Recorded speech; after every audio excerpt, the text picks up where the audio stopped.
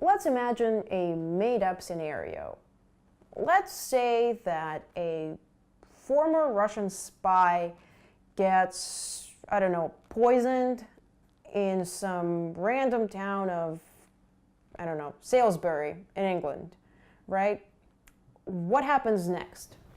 The West is like, Russia did it, and Russia is like, nah, and then Russian envoy to the UN reads an excerpt from Alice in Wonderland during Security Council meeting, then British envoy to the UN cites another excerpt from another Alice in Wonderland book at that same Security Council meeting, and then they all go home patting each other in the back and thinking, we're all such great Lewis Carroll fans, and yet we're not going to accept shit from the other side because we all know that they're the real bad guys. I don't know, I'm just making this all up. Good evening. My name is Tanya. This is Russian something.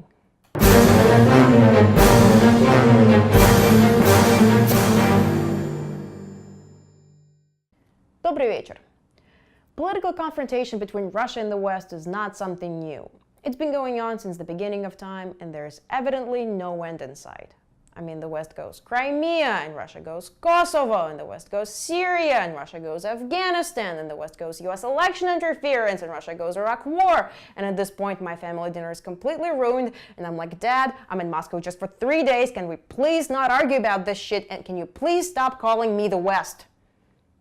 And then, as an olive branch, I agree that perhaps NATO's expansion to the east in the 90s was not the best idea, and if it was only up to me, I would have probably handled it differently. But I would have also taken into consideration all the other factors at play, at which point my dad usually accuses me of being a State Department agent. Yeah, so political confrontation is not going anywhere.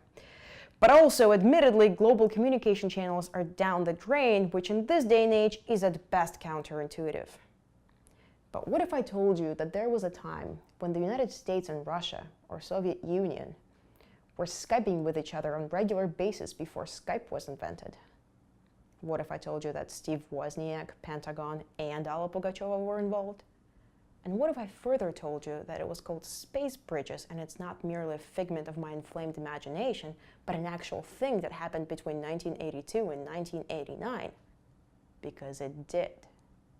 Three, two, roll tape. They're on.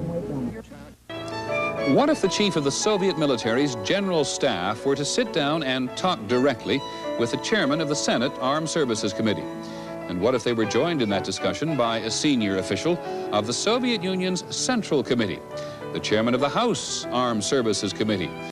What if you brought all those Soviet and American leaders together and broadcast their discussion simultaneously here in the United States and for the first time live in the Soviet Union to an estimated audience of 120 million? What would happen? A series of experimental telecasts between Soviet and American military experts, scientists, journalists, and just regular citizens would happen, which is exactly what happened, and it was great. When a room full of people in Moscow, Leningrad, or Tbilisi could speak to a similar room full of people in New York, Washington, or San Francisco. It basically marked the first time when a common Joe could speak to common Ivan face to face. And it was the time when it was settled, once and for all, that there is no sex in the Soviet Union. Хотела бы сказать, что у нас в телерекламе все крутится вокруг секса. Есть ли у вас такая телереклама?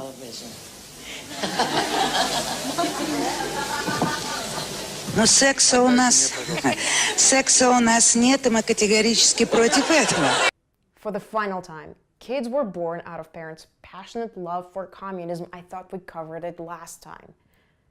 My point is, let's bring space bridges back.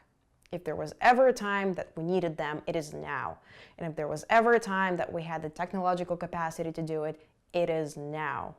And in fact, we are already working on something like this, and hopefully I will be able to announce something soon. But in the meantime, as Elon Musk famously said, I put a car in space.